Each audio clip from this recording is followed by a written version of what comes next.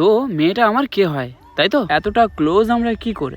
আগে কি আমাদের কোনো সম্পর্ক ছিল? আর দেখো আমি কিন্তু তার এঁঠো খাবারও নিলাম। আচ্ছা তোমাদের মধ্যে কি কেউ এমন আছো যে এটা পারবে? আমি জানি কেউ পারবে না এটা, কিন্তু আমি পারি। আচ্ছা যদি কখনো এরকমটা হয় যে তুমি যে বিয়ে বাড়িতে আসছো সেই বিয়ে বাড়িতে তোমার প্রাক্তন আসছে, মানে তোমার এক্স আসছে, তাহলে কি তোমার প্রেজেন্ট গার্লফ্রেন্ড তোমাকে অ্যালাউ করতো সেই বিয়ে বাড়িতে যাওয়ার জন্য? আনসার হয়তো আসবে যে ইম্পসিবল, কিন্তু এটা পসিবল শুধু ম্যাডামের জন্য।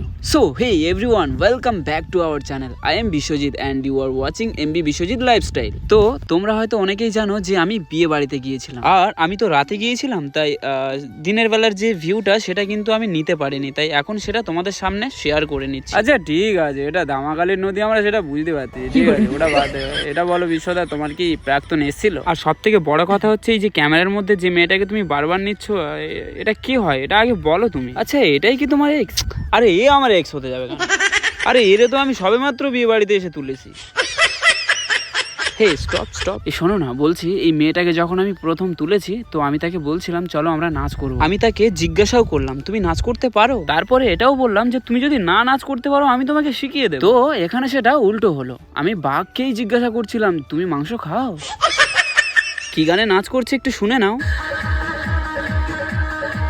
আর এদিকে দেখো ম্যাডাম কিন্তু অলরেডি কমেন্ট করেছে, দাঁড়াও তোমার হচ্ছে। আসলে কি বলো তো, প্রবলেমটা এখানেই হয়েছে। ম্যাডাম আমাকে পাঠিয়েছে প্রাক্তনের সাথে যাতে আমি সময় দিই, আর এখানে এসে আমার অন্য কারোর ভালো লেগে গেছে। টুম টুম ট্যাঁড়াও।